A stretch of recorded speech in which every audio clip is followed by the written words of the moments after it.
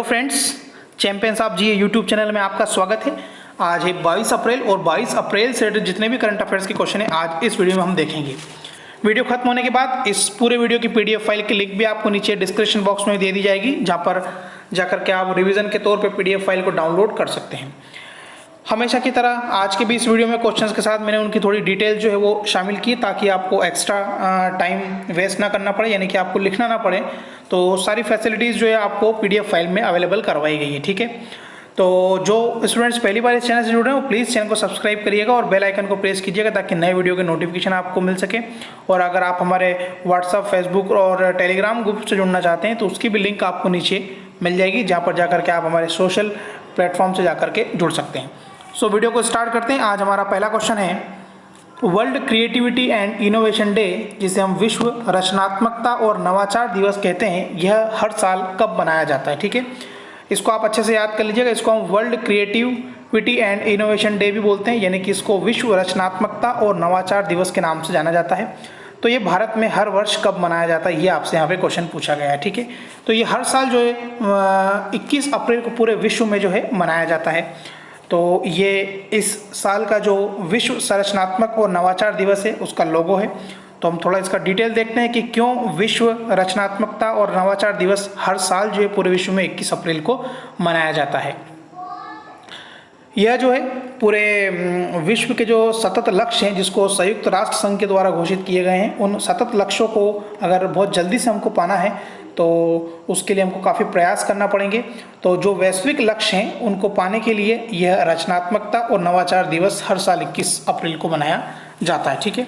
और मैं आपको बता दूं कि जितने भी विश्व को आगे बढ़ाने के संबंध में जितनी भी समस्याएं हैं उनका समाधान करने और रचनात्मकता और नवाचार के महत्व में जागरूकता बढ़ाने के लिए जो है हर साल हम 21 अप्रैल को जो है विश्व रचनात्मकता और नवाचार दिवस मनाते हैं। काफ़ी इंपॉर्टेंट क्वेश्चन है ये।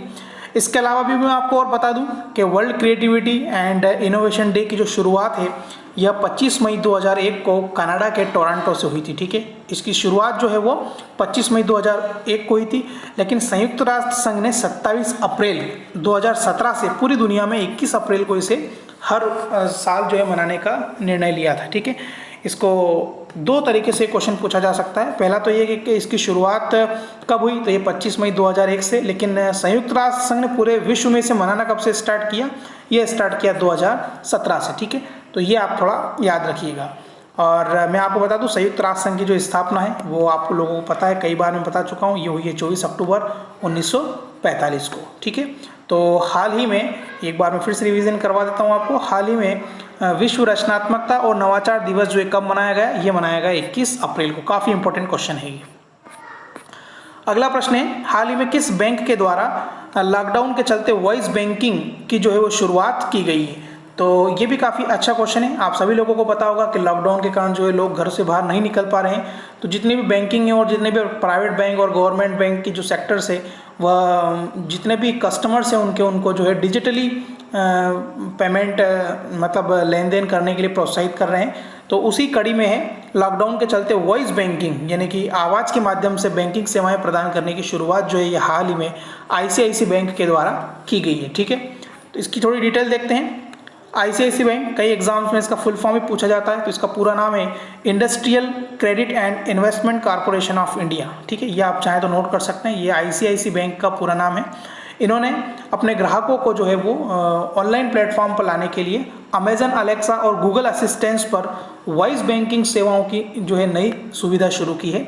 और यह सेवा जो है ग्राहकों को बैंक विद देयर वॉइस यानी कि अपनी आवाज़ के माध्यम से बैंकिंग संबंधी प्रश्नों के जवाब, उनके जो भी अकाउंट्स है उनमें कितना बैलेंस है, कितना उन्होंने लेन देन किया है, क्रेडिट कार्ड के संबंध में जितनी भी जानकारी है सब वो जो है उनको आसानी से मिल जाएगी। ICICI बैंक की बात आई है तो मैं बता दूं इसका जो हेडक्वार्टर है वो है मुंबई में और वर्तमान में इसके MD और CEO हैं वो है संदीप बख्शी। तो ICICI बैंक ने जो है हाल ही में वॉइस के माध्यम से जो है बैंकिंग सेवाएं जो है वो शुरू करने की घोषणा की है। तो इस क्वेश्चन का आंसर होगा option number first, ICICI bank. इन्होंने ही लॉकडाउन के चलते वॉइस बैंकिंग की शुरुआत की है। नेक्स्ट क्वेश्चन है हमारा, हाल ही में किस खिलाड़ी के द्वारा चीनी वर्चुअल ग्रैंड प्रिक्स चैंपियनशिप जीती गई है। ठीक है, आप सभी लोगों को पता होगा कि पूरा विश्व इस समय जो है कोविड-19 वायरस से जूझ रहा है, तो जितने भी इस वर्ष की जो खेल प्रतियोगिताएं थी वह निरस्त कर दी गई है। तो ऐसे में ही जो ग्रैंड प्रिक्स चैंपियनशिप होती है, ये मोटर रेस की चैंपियनशिप होती है, तो ये इस वर्ष नहीं हो पाई। लेकिन इसके बावजूद भी इस चैंपियनशिप को वर्चुअल मोड में जो है स्टार्ट किया गया, यानी कि ऑनलाइन इसको खेला गया, यानी कि वीडियो गेम के माध्यम से ये चैंपियनशिप आयोजित की गई थी। तो यह किसने जीती है, ये आपसे यहाँ पर क्वेश्चन पूछा है। तो ये जीती है चार्ल्स लेक्लर ने। ठीक है, ये आपको जो पिक्चर में दिखाई दे रहे हैं यही है चार्ल्स लेक्लर, और इन्होंने अभी वर्चुअल ग्रैंड प्रिक्स चैंपियनशिप जो चीन में हुई थी ये जीती है। इसकी डिटेल्स देखते हैं। और ये क्वेश्चन भी पूछा जा सकता है कि चार्ल्स लेक्लर जो है कौन सी कंपनी की गाड़ी चलाते हैं, तो ये फेरारी की चलाते हैं। ठीक है, तो फरारी के चार्ल्स लेक्लर ने फार्मूला 1 स्पोर्ट्स चीनी वर्चुअल ग्रैंड प्रिक्स चैंपियनशिप जीत ली है। और मैं बता दूं, ये कोरोना के कारण जो है वास्तविक F1 रेस जो है आयोजित नहीं की गई थी, जिसके स्थान पर फार्मूला 1 ने नई F1 sports virtual grand prix जो है वो इसकी सीरीज़ का आयोजन किया था। और कोड मास्टर्स द्वारा विकसित इस आधिकारिक F1 2019 PC वीडियो गेम के माध्यम से ये वर्चुअल ग्रैंड प्रिक्स जो है आयोजित की गई थी, और इसी को जो है फेरारी के ड्राइवर चार्ल्स लेक्लर ने जीता है। ठीक है, वर्चुअल का माध्यम होता है ऑनलाइन, यानी कि इसको सिस्टम यानी कि कंप्यूटर के माध्यम से इस प्रतियोगिता को खेला गया था। तो ये काफ़ी इंपॉर्टेंट क्वेश्चन है ये। ठीक है, याद रखिएगा। इसके अलावा ये लुइस हैमिल्टन जो है ये भी एक बहुत प्रसिद्ध जो है वो मोटर रेसर है, और नारायण कार्तिकेयन जो है ये भी भारत के ही जो है मोटर रेसर है। अगला क्वेश्चन है, हाल ही में किसे राष्ट्रपति रामनाथ कोविंद का नया सचिव नियुक्त किया गया है। ठीक है, तो जो आपको पिक्चर में दिखाई दे रहा है यही जो है राष्ट्रपति रामनाथ कोविंद के नए सचिव नियुक्त किए गए हैं। ठीक है, और इनका नाम है कपिल देव त्रिपाठी। इसके पहले कौन थे ये भी मैं आपको बता देता हूं। तो कपिल देव त्रिपाठी को तो राष्ट्रपति रामनाथ कोविंद का मुख्य सचिव अभी हाल ही में बनाए ये स्थान लेंगे संजय कोठारी का, यानी कि इसके पहले कौन थे, संजय कोठारी। और इन्हें जो है मुख्य सतर्कता आयुक्त के रूप में नियुक्त कर दिया गया है। तो इसके कारण ये पोस्ट खाली थी, तो उस पोस्ट के ऊपर जो है कपिल देव त्रिपाठी का है अभी जो है चयन कर लिया गया है। और कपिल देव त्रिपाठी की नियुक्ति प्रधानमंत्री नरेंद्र मोदी की अध्यक्षता वाली जो कैबिनेट की नियुक्ति समिति है उसने जो है अभी मंजूरी दे दी है। मैं बता दूं, ये 1980 बैच के असम मेघालय कैडर के सेवानिवृत्त यानी कि रिटायर्ड IAS ऑफिसर हैं, और इससे पहले भी वह जून 2018 में पेट्रोलियम और प्राकृतिक गैस मंत्रालय में जो है वो सचिव यानी कि सेक्रेटरी का जो है पद संभाल चुके हैं। ठीक है, तो हाल ही में जो है कपिल देव त्रिपाठी इन्हें ही राष्ट्रपति रामनाथ कोविंद का नया सचिव नियुक्त किया गया है। और ये किसका स्थान लेंगे, ये संजय कोठारी का स्थान लेंगे। ठीक है, और संजय कोठारी कहाँ गए हैं, इन्हें मुख्य सतर्कता आयुक्त के रूप में जो है वो चुन लिया गया है। तो ये पोस्ट खाली हो गई थी, इसके स्थान पर इनका जो है वो अभी पद भर दिया गया है। अगला प्रश्न है, ये भी काफ़ी इंपॉर्टेंट क्वेश्चन है। विश्व लीवर यानी कि किडनी जिसको हम लीवर बोलते हैं, विश्व लीवर दिवस या फिर किडनी दिवस जो है वो हर साल कब मनाया जाता है। ठीक है, तो ये फ्रेंड्स मनाया जाता है 19 अप्रैल को। पूरे विश्व में जो है वो किडनी यानी कि लीवर की जागरूकता के बारे में, यानी कि उसको कैसे हम स्वस्थ रख पाएँ, इसलिए 19 अप्रैल को जो है वो पूरे विश्व में विश्व लीवर दिवस मनाया जाता है। इसके अलावा मैंने बता दिया आपको विश्व विरासत दिवस जो है वो 21 अप्रैल को मनाते हैं। आज हमारा एक क्वेश्चन था कि 21 अप्रैल को हम क्या मनाते हैं, मैं आपको एक बार और रिवाइज करवा देता हूँ। 21 अप्रैल के दिन हम मनाते हैं विश्व रचनात्मकता और नवाचार दिवस। ठीक है, ये भी काफ़ी इंपॉर्टेंट है, ये मनाया जाता है 21 अप्रैल को। ओके, और अभी बात आई है लीवर दिवस की, यानी कि विश्व लीवर दिवस कब मनाया जाता है। तो विश्व लीवर दिवस जो है हर साल 19 अप्रैल को मनाया जाता है। इसकी डिटेल देखते हैं। विश्व लीवर दिवस जो है प्रत्येक वर्ष 19 अप्रैल को मनाया जाता है, और इसे जो है लीवर संबंधित बीमारी के बारे में जागरूकता फैलाने के लिए हम मनाते हैं। मैं आपको बता दूं, मस्तिष्क के अपवाद के साथ साथ यकृत यानी कि जो लीवर, ये शरीर का सबसे बड़ा दूसरा बड़ा अंग है और सबसे जटिल अंग है। यानी कि पहले तो अगर आपका मस्तिष्क काम नहीं करेगा तो इंसान की मृत्यु हो सकती है, और इसके अलावा अगर आपका लीवर काम नहीं करेगा तो इंसान की मृत्यु हो सकती है। ठीक है, और मैं बता दूं, हेपेटाइटिस A, B, C, शराब के सेवन से, ड्रग्स वगैरह लेने से जो है लीवर की बीमारियां बढ़ सकती है। तो विश्व स्वास्थ्य संगठन जिसको हम वर्ल्ड हेल्थ ऑर्गेनाइजेशन बोलते हैं, इनके अनुसार भारत में लीवर की बीमारियां जो है वो जितनी भी मौतें होती है उसका लगभग 10वां भाग है। ठीक है, यानी कि अगर भारत में 1000 मौतें हो रही है तो लगभग ये मान के चलिए कि 50 से 100 डेथ जो है वो लीवर की खराबी के कारण होती है। तो हर वर्ष जो है वो विश्व लीवर दिवस जो है वो मनाया जाता है 19 अप्रैल को। काफ़ी इंपॉर्टेंट क्वेश्चन है, ठीक है, याद रखिएगा इसे आप। अगला प्रश्न है, रेटिंग एजेंसी फिंच सॉल्यूशंस ने वित्तीय वर्ष 2020-21 में भारत के लिए आर्थिक विकास दर कितनी रहने का अनुमान लगाया है। तो ये रेटिंग एजेंसी है फिंच, ठीक है। इन्होंने भारत के लिए जो 2020-21 में आर्थिक विकास दर नापी है, कोरोना वायरस के कारण ये काफ़ी कम हो गई है, तो ये इन्होंने आकी 1.8%, ठीक है। इसकी थोड़ी डिटेल देखते हैं हम। रेटिंग एजेंसी फिंच सॉल्यूशन ने वित्तीय वर्ष 2020-21 में भारत के आर्थिक विकास को पूर्वानुमान को जो घटाकर 1.8% कर दिया है, ठीक है। सभी को पता है कोविड-19 प्रकोप के कारण अर्थव्यवस्था में बड़े पैमाने पर आय में होने वाले नुकसान को ध्यान में रखते हुए इन्होंने पहले जो है 4.6% जो है 2020 और 21 की आर्थिक वृद्धि दर अनुमानित की थी, और इसको घटा करके अब 1.8% कर दिया है, ठीक है। इसके अलावा फिंच सॉल्यूशंस ने चीन की अर्थव्यवस्था पर बिगड़ते वैश्विक आर्थिक दृष्टिकोण के प्रभाव को देखते हुए वित्त वर्ष 2020 के लिए चीन के जीडीपी पूर्वानुमान को जो है 2.6% से घटा करके और कम 1.1% कर दिया है, ठीक है। जो ये रिपोर्ट है ये फिंच की है। फिंच के हिसाब से भारत जो है 2020-21 के अंदर 1.8% जो है आर्थिक विकास दर हासिल करेगा, ठीक है। हाल ही में संस्कृति मंत्री द्वारा भारत की अमूर्त सांस्कृतिक विरासत की राष्ट्रीय सूची जो है जारी की गई है। क्वेश्चन आपसे पूछा गया है कि भारत के केंद्रीय संस्कृति मंत्री इनमें से कौन है, ठीक है। तो ये जो आपको पिक्चर में दिखाई दे रहे हैं, कई बार मैंने आपको बता दिया है, ये भारत के स्वतंत्र प्रभाव वाले केंद्रीय संस्कृति मंत्री है। इनका नाम है प्रहलाद सिंह पटेल, ठीक है। तो इन्होंने हाल ही में संस्कृति विभाग के द्वारा जो है अमूर्त सांस्कृतिक विरासत की राष्ट्रीय सूची जो है वो जारी की है। थोड़ी इसकी डिटेल हम देखते हैं। केंद्रीय संस्कृति मंत्री, ये इनके पास स्वतंत्र प्रभार है। प्रहलाद सिंह पटेल द्वारा भारत की जो अमूर्त सांस्कृतिक विरासत है, जिसको हम ICH यानी कि इंटेंजिबल कल्चरल हेरिटेज के नाम से जानते हैं, कि राष्ट्रीय सूची जो है इन्होंने जारी की है। और मैं आपको बता दूं, भारत की अमूर्त सांस्कृतिक विरासत की राष्ट्रीय सूची जो है संस्कृति मंत्रालय के विजन 2024 का भाग है। यानी कि 2024 तक जितने भी भारत के सांस्कृतिक विरासत धरोहर स्थल है उनको अच्छा किया जाएगा, यानी कि उनका पुनरुद्धार किया जाएगा, जिसका लक्ष्य भारत के विविध राज्यों की अमूर्त सांस्कृतिक विरासत परंपराओं के बारे में राष्ट्रीय और अंतर्राष्ट्रीय स्तर पर जागरूकता फैलाने और उनके संरक्षण से संबंधित है, ठीक है। अगला प्रश्न है, हाल ही में कौन सा बैंक सार्वजनिक स्थानों पर सोशल डिस्टेंसिंग को बढ़ावा देने के लिए सेफ्टी ग्रिड अभियान जो ये स्टार्ट करेगा, ठीक है। तो ये भी काफ़ी अच्छा प्रश्न है बैंकिंग से रिलेटेड। तो मैं आपको बता दूं, ये HDFC बैंक जो है स्टार्ट करेगा, ठीक है। तो ये सोशल डिस्टेंसिंग को बढ़ावा देने के लिए सेफ्टी ग्रिड, ये अभियान आप याद रखिएगा, सेफ्टी ग्रिड HDFC बैंक जो स्टार्ट करेगा। इसकी डिटेल में क्या है, बैंकों ने सार्वजनिक स्थानों पर सोशल डिस्टेंसिंग को बढ़ावा देने के लिए HDFC बैंक सेफ्टी ग्रिड अभियान जो है प्रारंभ किया है। तो बैंक ने लोगों को प्रोत्साहित करने के लिए अपने लोगों के बाहरी ग्रिड का उपयोग करते हुए, जो कि विश्व का पर्याय है, यानी कि विश्वास का पर्याय है, एक निशान बनाया है। और यह अभियान किसी भी दुकान या प्रतिष्ठान में लाइन में इंतजार कर रहे लोगों के बीच सोशल डिस्टेंसिंग को बनाए रखने में काफ़ी मदद करेगा, ठीक है।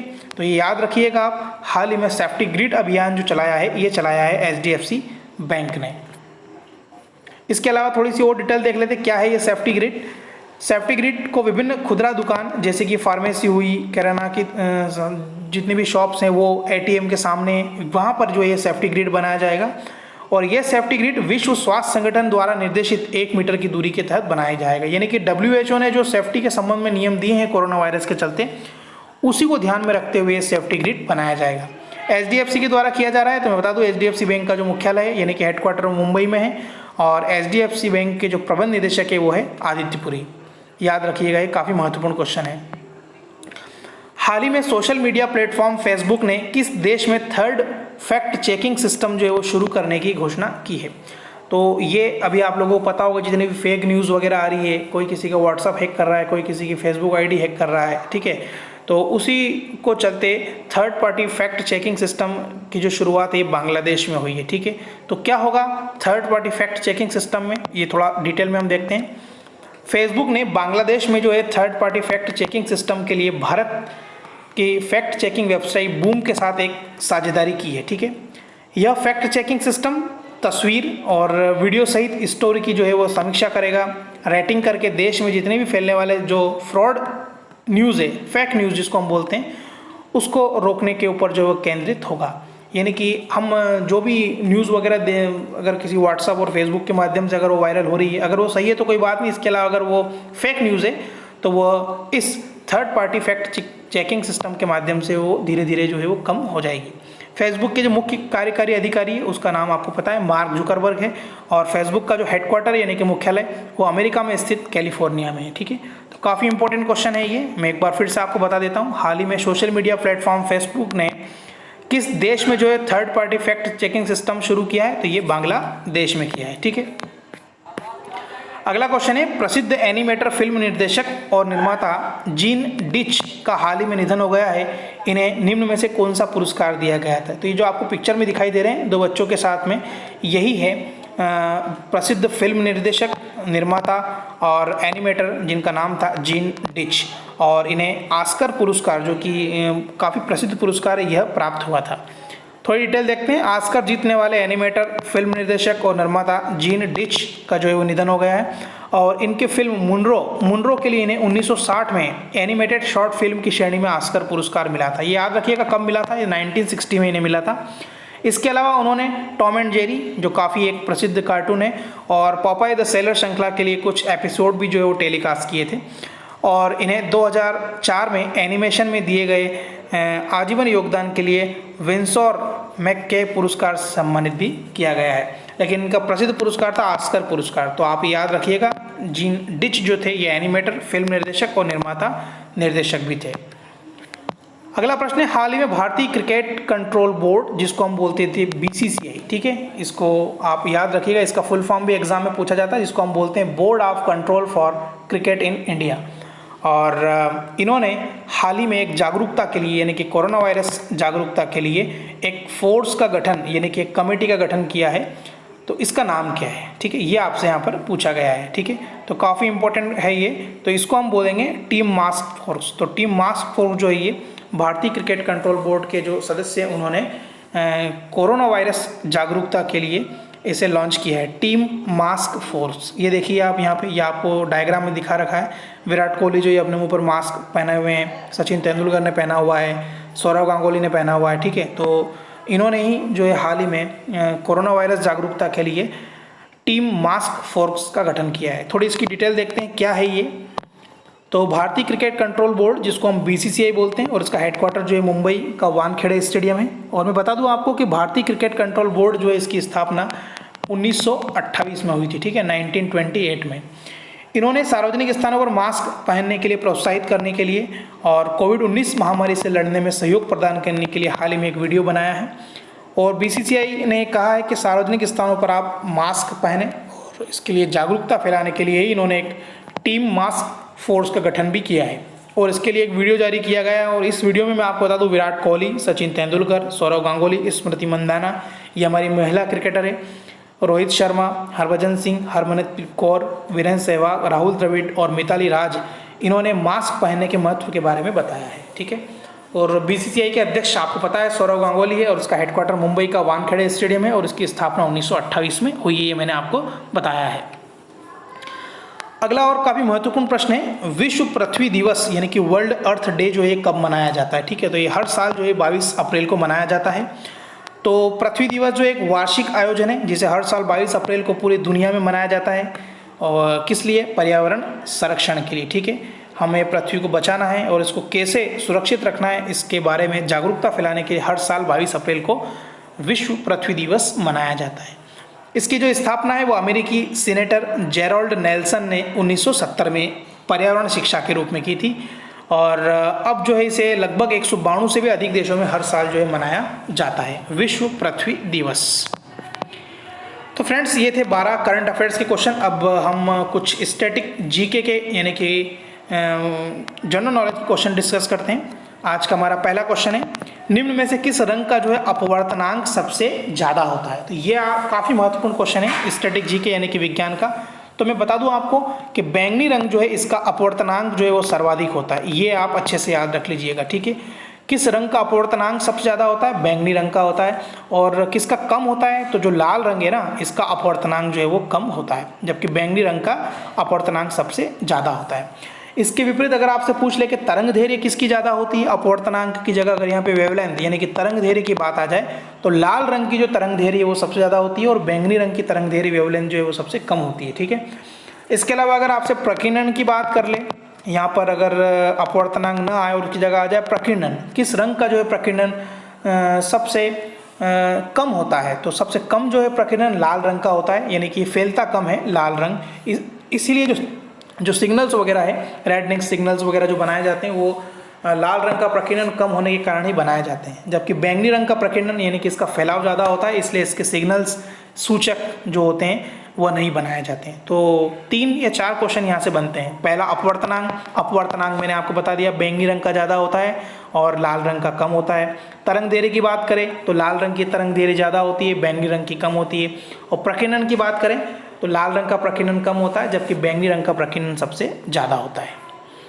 अगला प्रश्न है, इसमें मैंने बहुत सारे क्वेश्चंस कवर किए हैं। निम्न में से क्या सही सुमेलित है? ठीक है, स्वच्छ भारत मिशन ग्रामीण, ये आप सभी लोगों को पता होगा, महात्मा गांधी की जो जयंती है 2 अक्टूबर 2014 को जो स्टार्ट हुआ था स्वच्छ भारत मिशन ग्रामीण। बेटी बचाओ बेटी पढ़ाओ अभियान, ये आपने कई पैम्पलेट्स और समाचार पत्रों में भी देखा होगा कि बेटियों को हमको बचाना भी है और उनको पढ़ाना भी है। ये अभियान 22 जनवरी 2015 को लॉन्च हुआ है। मेक इन इंडिया भारत बनाओ, तो ये 25 सितंबर 2014 को जो भारत के प्रधानमंत्री नरेंद्र मोदी उन्होंने लॉन्च किया था मेक इन इंडिया मिशन 25 सितंबर। इसके अंतर्गत जितनी भी कंपनियां हैं उन्हें प्रोत्साहित किया गया है कि वे विदेशों पर कम निर्भर रहे और हर चीज़ जो है भारत में बनाने की कोशिश करें। प्रधानमंत्री जन धन योजना, ये योजना जो है 28 अगस्त 2014 को लॉन्च की गई है और हरियाली योजना जो है 2003 में स्टार्ट की गई है। तो इस क्वेश्चन का आंसर होगा ये सभी जितने भी फैक्ट्स मैंने यहाँ पे लिखे हैं सभी जो है ये सही है। तो फ्रेंड्स ये था आज का वीडियो। कैसा लगा आपको प्लीज़ कमेंट्स करके ज़रूर बताइएगा और अगर आपको कोई डाउट हो किसी क्वेश्चन में या किसी टॉपिक पे तो प्लीज़ कमेंट्स करके मुझे ज़रूर बताइएगा।